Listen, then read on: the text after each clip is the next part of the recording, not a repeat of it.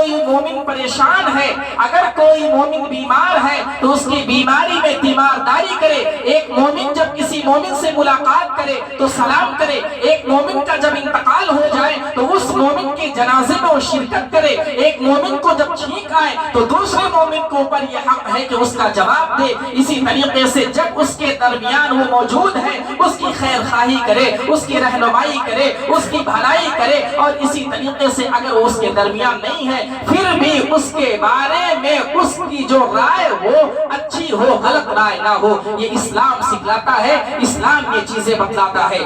اللہ کے نبی صلی اللہ علیہ وسلم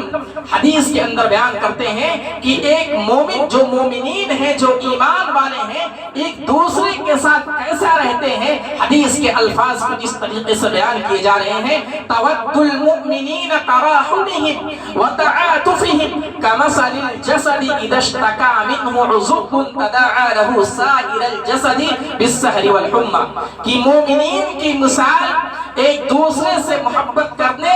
ایک دوسرے کے اوپر رحم کرنے، ایک دوسرے سے الفت کرنے میں اس طریقے سے ہے جس طریقے سے ایک جسم ہوتا ہے، پورا ایک جسم ہے، اس جسم میں اگر کوئی بھی ایک عضو پریشان ہوتا ہے تو اس کی ایک عضو کی پریشانی کی وجہ سے پورا جسم جھنجھوڑ اٹھتا ہے، پورا جسم پریشانی میں آ جاتا ہے۔ پورے مومنین کی یہ مثال دی گئی ہے کہ مومنوں میں اگر ایک مومن پریشان حال ہے، اس کی زندگی میں کوئی مصیبت ہے، اس کی زندگی میں کوئی پریشانی ہے، تو تمام کے تمام جو مومنین ہیں اس کی پریشانی کو محسوس کریں، اس کی مصیبت کو محسوس کریں اور اس کے ساتھ کھڑے ہو۔ یعنی اس حدیث کے اندر یہ بیان کیا گیا ہے اگر ایک مومن پریشان ہے تو دوسرے مومن کو اس کی پریشانی میں ساتھ دینا ہوگا۔ ایسا نہیں ہے ایک مومن غمزدہ ہے دوسرا مومن خوشحال ہو، ایک مومن پریشانی میں ہو دوسرا مومن خوشحالی سے اپنی زندگی گزار رہا ہو، نہیں، اس کی مومن کو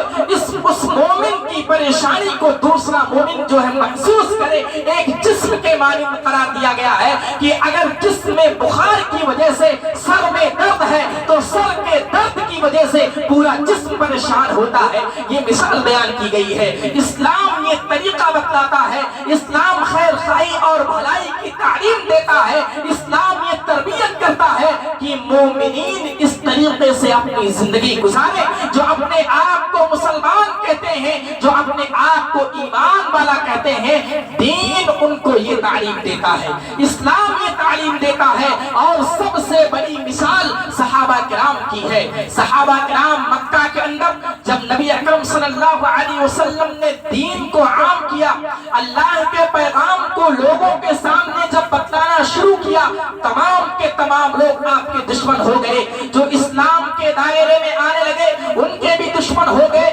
کھلے طور سے کوئی اللہ کی عبادت نہیں کر سکتا تھا، کھلے طور سے کوئی دین کو عام نہیں کر سکتا تھا۔ مشرکین مکہ کفار قریش جو تھے ان کو مارتے تھے، ان کو ستاتے تھے، ان کو اوپر جبر کرتے تھے، ان کو اوپر ظلم کرتے تھے۔ یہاں تک آ گئی، انتہا تو تب ہوئی کہ ان لوگوں کو اتنا پریشان کیا گیا، مجبور ہوئے اپنے وطن کو، اپنے گھر کو، اپنے قبیلے کو، اپنے لوگوں کو، اپنی بیوی کو، اپنے بچوں کو، تمام لوگوں کو چھوڑ کر کے اتنا مجبور ہوئے کہ مدینہ کی طرف ہجرت کرنے پر آمادہ ہو گئے۔ مدینہ جاتے ہیں تمام چیزوں کو قربان کر دیا، جتنی پراپرٹی ہے، جتنی زمین ہے، جتنی جائیداد ہے، چھوٹا موٹا جو گھر ہے، جو بھی چیزیں ہیں، سب کو قربان کر کے اللہ رب العالمین کے دین کے خاطر، نبی اکرم صلی اللہ علیہ وسلم کی اتباع کے خاطر مکہ چھوڑ کر کے مدینہ جاتے ہیں۔ مہاجرین جب ہجرت کر کے مدینہ تشریف لے جاتے ہیں،